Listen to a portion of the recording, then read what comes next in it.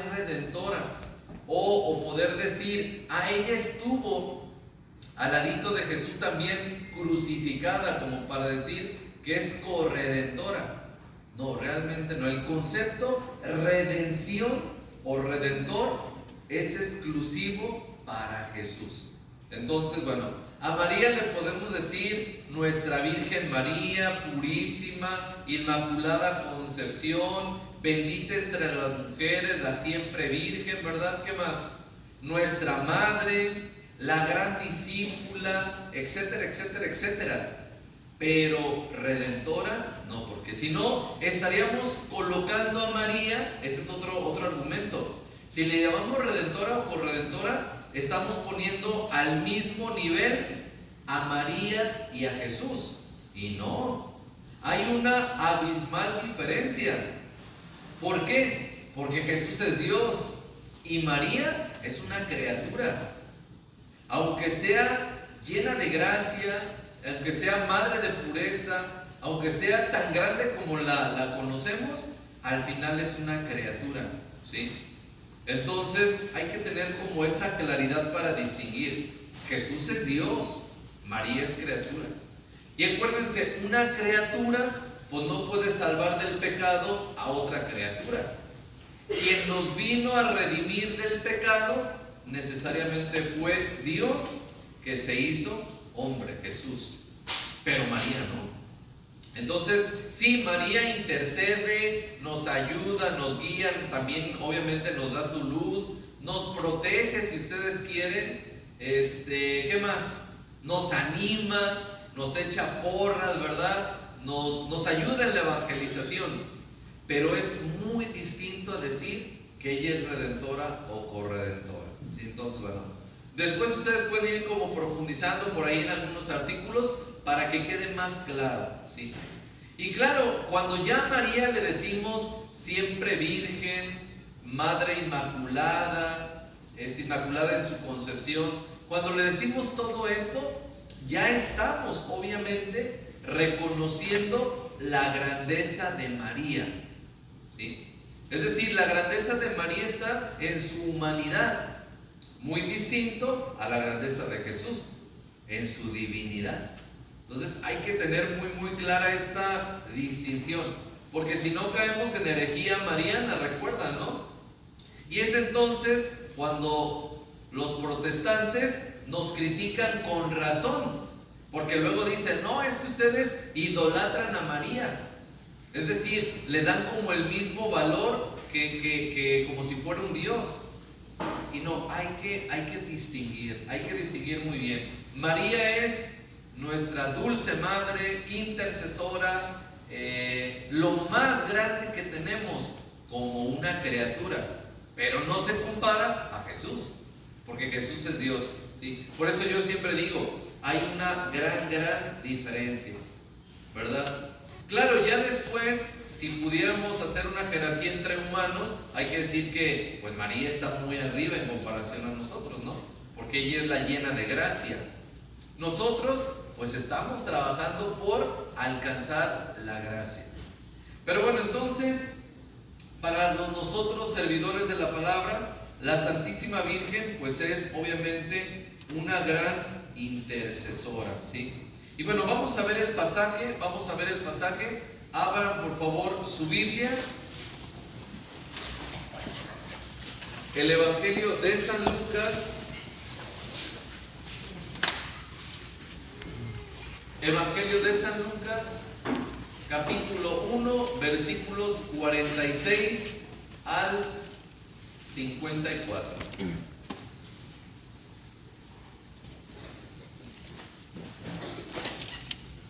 Evangelio de San Lucas,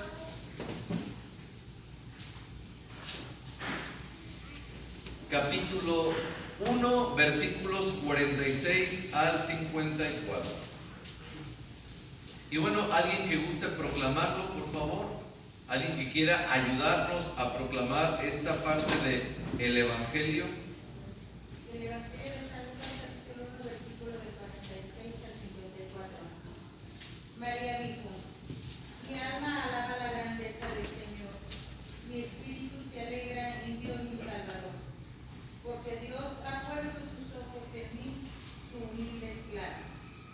desde ahora siempre me llamarán dichosa, porque el Todopoderoso ha hecho en mí grandes cosas. Santo es su nombre. Dios tiene siempre misericordia de quienes lo reverencian. Actuó con todo su poder, deshizo los planes de los orgullosos, derribó a los reyes de sus tronos y puso en alto a los humildes. Llenó de bienes a los hambrientos y destruyó a los ricos con las manos vacías. Ayudó al pueblo de Israel, su siervo, y no se olvidó de tratarlo con misericordia. Palabra de Dios. Te alabamos, Señor. Bien, pues entonces tenemos allí, ¿verdad? Lo primero, ¿sí? ¿Qué vemos en este cántico? ¿Qué vemos en este cántico? Dice ahí la Santísima Virgen, ¿verdad? Dice, mi alma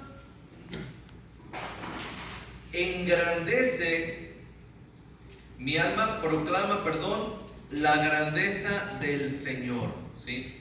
Vean, mi alma proclama la grandeza del Señor. Bien, pues, ¿qué encontramos aquí? Que el interior de María se hace ancho, el interior de María se hace grande, justamente porque reconoce quién es Dios. Dios es el que es grande también. Y ahora, ¿por qué María siente eso en su alma? ¿Por qué María siente eso en su interior? Porque recuerden lo que ha pasado antes. Si vamos a los versículos anteriores del capítulo 1 de San Lucas, ¿qué encontramos? Encontramos que María, llega el ángel, la visita, y entonces ¿qué le dice? Pues tú eres la elegida. El Señor te ha llamado para que seas la madre del Salvador, la madre del Hijo de Dios, ¿sí? Entonces, claro que ese es el motivo por el cual entonces María, pues entonces en su interior, en su alma, siente eso, ¿verdad? Como algo grande. En su interior algo se mueve, en el interior algo se magnifica, se hace grande por la grandeza del Señor. Entonces, eso es muy especial porque eso quiere decir que María, al reconocer que ha sido la elegida para ser madre de Dios, desde su interior ella se estremece, ¿sí? Ella siente algo muy especial. Después tenemos lo siguiente, dice, y después como que se repite la idea. Vean por favor allí el texto, dice, mi espíritu se alegra. Pareciera como la misma idea, ¿no? El alma se estremece y el espíritu se alegra. Por ahí alguien me preguntaba, oiga padre, ¿cuál es la diferencia, no? ¿Por qué María se refiere a sí misma, primero hablando de su alma y luego hablando de su espíritu? ¿Cuál será la diferencia? ¿Por qué primero dice, mi alma engrandece al Señor, y luego dice, y mi espíritu se alegra? ¿Por qué será? Yo me puse a leer un poquito, ¿verdad? Y bueno, hay que decir que la alegría, dice por ahí un padre de la iglesia, es que la alegría de que Dios llama se siente tanto en lo humano que tenemos como también en lo espiritual que tenemos. Porque recuerden que el catecismo de la iglesia dice que el ser humano pues es una criatura de Dios hecha de cuerpo y alma, ¿verdad? Y obviamente el cuerpo y el alma tocadas por el espíritu, bueno, pues eso hace que seamos criaturas, hijos de Dios. Pero pareciera que aquí, en esta partecita, María nos está diciendo que ella se llena de gozo tanto en lo humano como en lo espiritual. Es decir, ella totalmente está alegre. No hay ni siquiera un pedacito de su dedo que no esté alegre. No hay ni siquiera un pedacito de su interior que no esté alegre. María, por haber recibido la noticia del ángel, toda ella completa, desde los pies hasta la cabeza, está contenta. Eso quiere decir que en María hay un gozo total. Y obviamente esto nos debe de animar a nosotros, ¿verdad? Hemos recibido un llamado, entonces hay que sentir gozo total, desde los pies hasta la cabeza, ¿sí? Cuando dice María, mi alma se siente que se estremece, mi espíritu se alegra, está incluyendo como las dos realidades. Cuerpo, alma, espíritu, toda ella completa se estremece por esta bendición. Entonces, ya nos da por ahí algunas ideas para reflexionar, ¿verdad? Si hemos recibido un llamado de Dios, hay que sentirnos totalmente alegres, ¿sí? Les pregunto, ¿ustedes si se conciben como llamados por Dios? ¿Qué dicen? Sí. Claro, a ti te ha hecho un llamado el Señor, a ti también te ha hecho un llamado el Señor, a los de atrás, ¿verdad? También les ha hecho un llamado el Señor. Todos los que estamos aquí nos ha hecho un llamado el Señor. Entonces, a imitación de María, hay que estar completamente alegres, completamente con gozo. Y bueno, ahora viene, cuando misionamos, cuando evangelizamos, esa evangelización también tiene que ser con alegría. Por algo, el Papa Francisco llega a escribir un documento que se llama así, La alegría del Evangelio. Y en uno de los capítulos de ese documento, el Papa explica, dice, ¿cómo hacemos para que el mundo tan secularizado, tan paganizado, conozca al Dios que conocemos? Y el Papa responde, dice, él mismo se responde, dice, la mejor manera, el mejor método, ¿saben cuál es? Contagiando la alegría. Y es que si María sentía esta alegría total, ¿a poco no iba a contagiar a los demás? ¿Sí?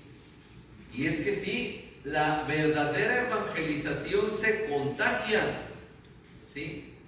La alegría que llevamos dentro se contagia. María, toda ella llena de alegría, pues contagió de ello.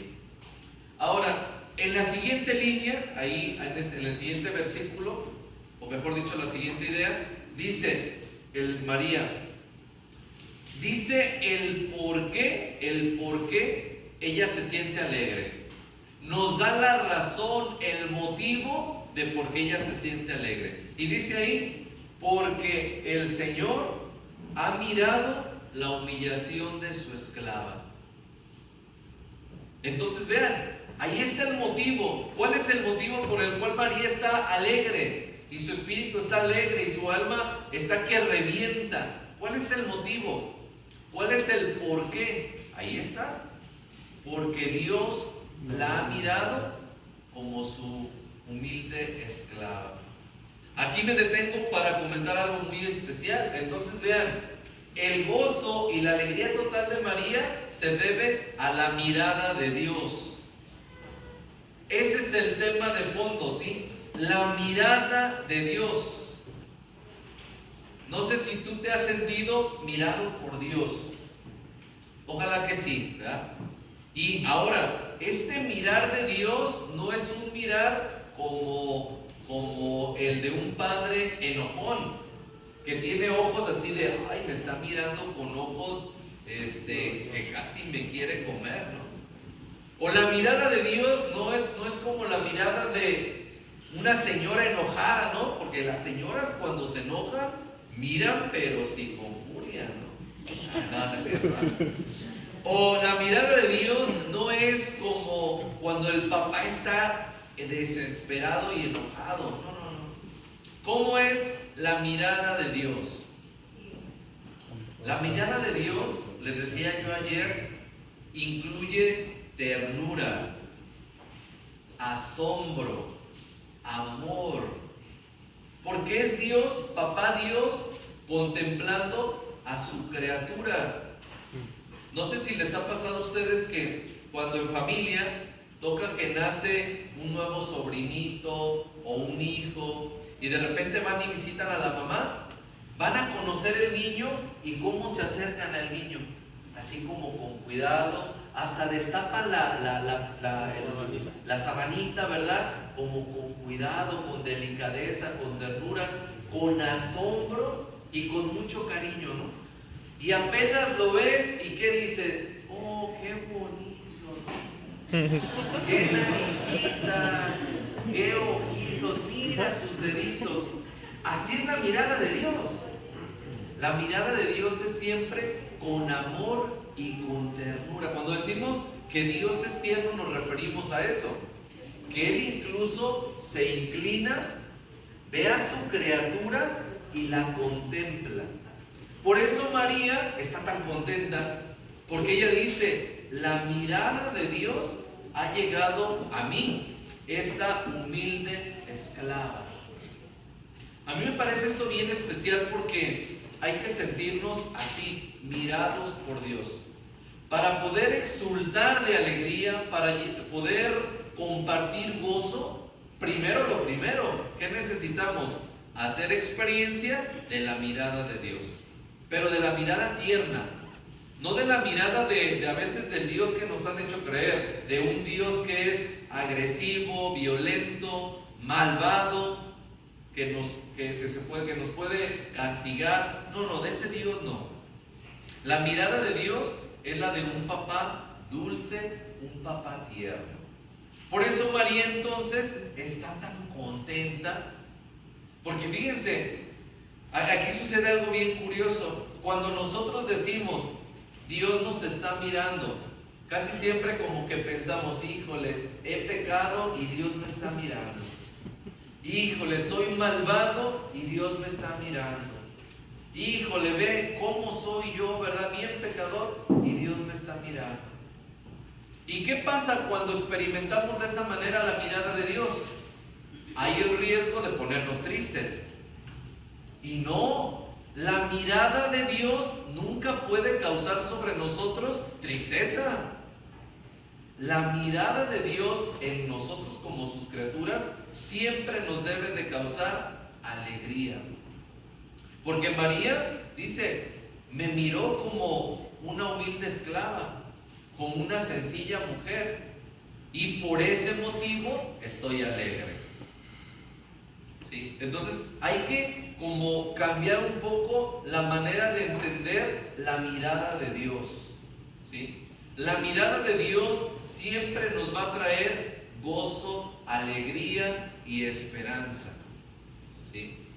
A veces sucede que a lo mejor, si tuvimos un padre muy agresivo, tuvimos un padre muy enojón, de repente cuando usamos la imagen de padre para referirnos a Dios, de repente a veces por eso sentimos que Dios puede ser también así como el padre que tuvimos. Pero no, hay que borrar esa imagen y reconocer la verdadera imagen de Dios. Un Dios tierno, un Dios amoroso. Entonces, vean que qué importante dejarnos mirar como Dios nos mira. Hay un canto muy hermoso que a mí me gusta, que incluso maneja esa idea: si te miraras como Dios te mira. ¿Sí han escuchado ese canto? Está precioso ese canto, ¿o no? ¿Sí? ¿Qué más dice el canto? ¿Recuerdan? Si te miraras como Dios te mira, y luego abrazarías su mirada, fueras espíritu feliz. Y luego dice: si te miraras como Dios te mira, ¿qué más? No secarías tus lágrimas en la almohada, etcétera, etcétera. Es decir, quien experimenta la mirada de Dios exulta de alegría como María. De ahí entonces que algunos han llegado a decir, ¿verdad?, que pues quien se siente llamado y mirado por Dios siempre tiene que andar alegre. En el servicio, en la evangelización, en lo que hacemos, hay que estar alegres, porque Dios nos ha mirado. A veces uno se conflictúa porque uno dice: oye, padre, pero mira que en mi pasado cometí muchos pecados. Pues justamente eso es lo milagroso, que aún Dios, conociendo tus muchos pecados del pasado, quiso hoy en el presente mirarte con amor. Eso es lo sumamente milagroso, ¿no? Que a Dios no le importó las humillaciones por tu pecado y quiso mirarte, quiso llamarte, quiso acercarse con ternura a su hijo, a su hija y asombrarse. Qué hermoso es esto, ¿no? O sea, que Dios se acerca a sus criaturas. Dice el Salmo 103, Dios nunca se olvida que somos barro. Siempre, siempre, ¿verdad? Y siempre nos va a dar la gracia necesaria para que nosotros vayamos, obviamente, pues hacia Él. También tenemos por ahí, vean el siguiente versículo. Dice María, dado que hay estos motivos, el Señor me ha mirado, yo me alegro, estoy contenta, dice María. ¿Y qué creen? María nos presume un poquito, dice, y desde este momento y para siempre me llamarán bienaventurada. Aquí María nos da una lección, a propósito de lo que decía al principio. Fíjense, María no es redentora. Ella misma dice, yo soy la bienaventurada, la Santísima Virgen, la llena de gracia, pero no dice, desde ahora todas las generaciones me felicitarán y me llamarán redentora. No. Ella lo hubiera dicho ahí, ¿no? Porque en ese momento el Salvador, Jesús, se había engendrado en ella, en su vientre. Hubiera dicho, y desde ahora en adelante me llamarán corredentora. No. Ella dice, me llamarán bienaventurada. Pues sí, la que Dios ha visto como digna de ser la madre de Jesús, la siempre virgen y todo lo que ya hemos dicho. Ahora, esto hace falta decírselo a los protestantes, ¿verdad? O a los católicos que todavía tienen mentalidad de protestantes. Porque yo conozco varios católicos de Estados Unidos que por la influencia protestante tan fuerte que hay, son católicos de ir a misa, hasta misioneros o misioneras, y con ideas protestantes, imagínense.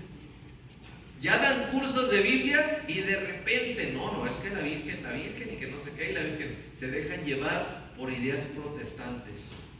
Pero no, la palabra de Dios aquí en San Lucas nos está diciendo, en las palabras de la Santísima Virgen, ¿cómo llamarán a la Virgen? Bienaventurada. Ahora, esa palabra, bienaventurado, pues justamente reconoce que María es la llena de gracia, como lo dijo el ángel. Cuando el ángel visita a María, ¿qué le dice? Llena de gracia. ¿Sí? ¿Qué le dice? Alégrate, María, llena de gracia. Jairete, María, llena de gracia. Alégrate. Y luego después dice, el Señor, pues, te ha mirado. ¿Sí? Y el Espíritu Santo descenderá sobre ti y serás la madre del Salvador. Por eso María, claro que es la bienaventurada, ¿no? Nosotros le decimos Santísima Virgen María. Entonces, bueno, la Virgen del Magnificat es la bienaventurada. Bienaventurada porque se abrió al proyecto de Dios, se encarnó en Jesús, la palabra, la que predicamos, Jesús, la palabra divina, el misionero del Padre, se encarnó en María y ahora ella también. Por eso decimos que María es la primera misionera, porque sabemos que cuando ella hace este cántico, ya incluso no está allá en su pueblo. ¿En dónde está María cuando hace este cántico? En la casa de Isabel y Zacarías. Ya caminó, ya cruzó las montañas de Judá, ya hizo la experiencia de la misión, de salir de su tierra e ir a anunciar que va a ser la madre del Salvador. Y que el Salvador ha llegado, que el Señor se ha hecho presente. También dice ahí, porque el poderoso ha hecho obras grandes por mí. Híjole, pues claro, ¿verdad? Obras grandes hace siempre el Señor. Con nuestra vida el Señor siempre hace obras grandes. ¿Sí? Fíjense, aquí en este lugar el Señor está haciendo su obra. Está pues permitiendo que la palabra de Dios se predique, que la evangelización se predique, se dé. Ahora hasta una casa, un proyecto de misioneros y de misioneras hay. Aquí tenemos misioneros laicos, misioneras laicas.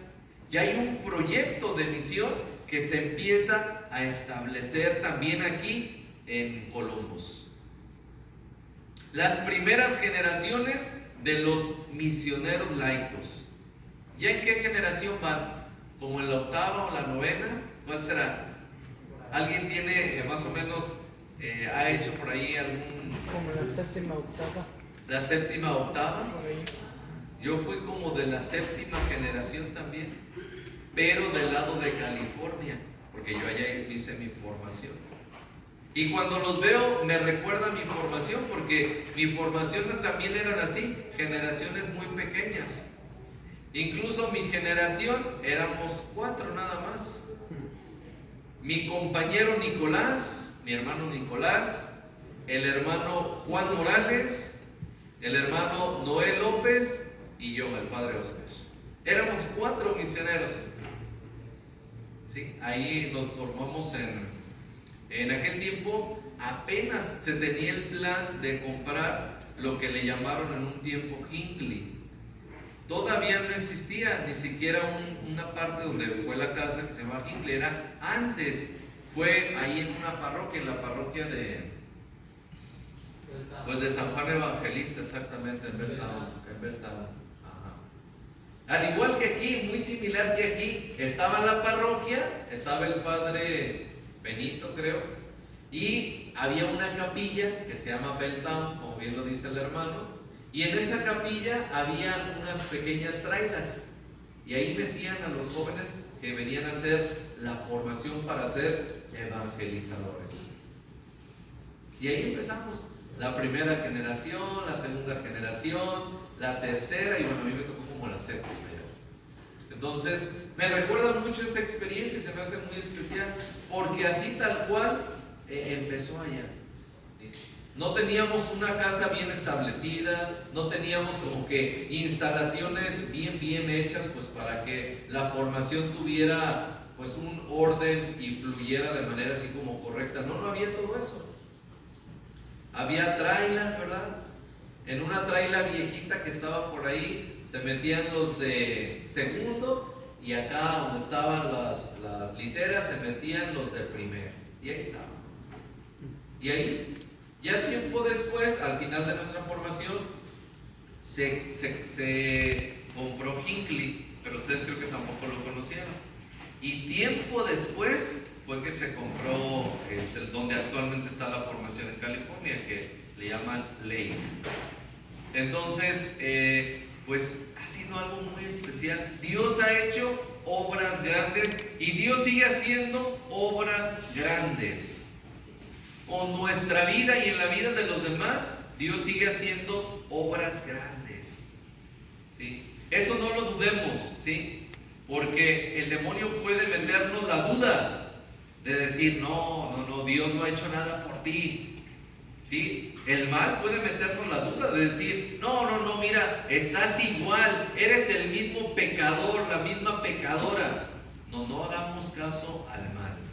Siempre abramos el panorama y creamos en la gracia, creamos que Dios puede hacer obras grandes por cada uno de nosotros. ¿Qué se necesita para creer que Dios ha hecho obras grandes? Creer en el llamado. María creyó en su llamado, por eso se alegra en el espíritu, se alegra en su alma, reconoce que Dios la ha mirado y dice, qué obra tan grande. María pareciera ser que al estar haciendo este cántico está haciendo como un análisis hacia atrás. ¿Sí? Observa un poquito qué ha pasado y dice, Dios ha hecho obras grandes. Por eso yo te invitaría a ti, haz un poquito un análisis hacia atrás. ¿verdad? Y ve ahora dónde estás. Estás aquí en la iglesia, es sábado, ni 10 de la mañana, y estás aquí escuchando la palabra de Dios. Eso es una obra grande. Podrías estar descansando o podrías estar ganando a $60 la hora. Podrías estar trabaje y trabaje, ¿no? Pero no, el Señor ha hecho una obra grande en tu vida. Te tiene aquí escuchando la palabra. Ahora, cuando Dios nos da su palabra, sucede un gran milagro. El Señor con su palabra custodia nuestro corazón. A veces pensamos que la cosa es al revés, que nosotros en el corazón custodiamos la palabra. Pero no, en realidad es a la inversa. Dios con su palabra custodia nuestro corazón. Y si no, pregúntale a los misioneros. Salmo 119, versículo 9, eso va a decir, ¿verdad? Dice el salmista, ahí en ese versículo, dice el salmista, ¿qué hará que un joven limpie su corazón? ¿Cómo le podrá ser un joven para que limpie su corazón? Y el mismo salmista responde, pues cuando el joven se deja guiar por la palabra, es entonces cuando el joven, por la palabra, empieza a purificar su corazón. Porque la palabra custodia y purifica el corazón. A veces decimos, Padre, ¿yo cómo puedo quitar de mi mente y de mi corazón todos estos pensamientos? Pues ábrete a la palabra de Dios. Deja que la palabra de Dios ilumine el interior. Decimos nosotros, deja que la palabra de Dios ilumine tu vida. Es decir, que la palabra llegue al corazón y haya esta nueva experiencia. Entonces, les pregunto, ¿verdad? Hoy sábado, 10 de agosto del 2024, 9:50 de la mañana, ¿Dios está haciendo obras en su vida? Sí. Claro que sí. ¿Sí? Y obras grandes, porque nos sacó de la terquedad. ¿Sí? Alguien decía por ahí, ¿verdad? Yo afirmaba que Dios no existía.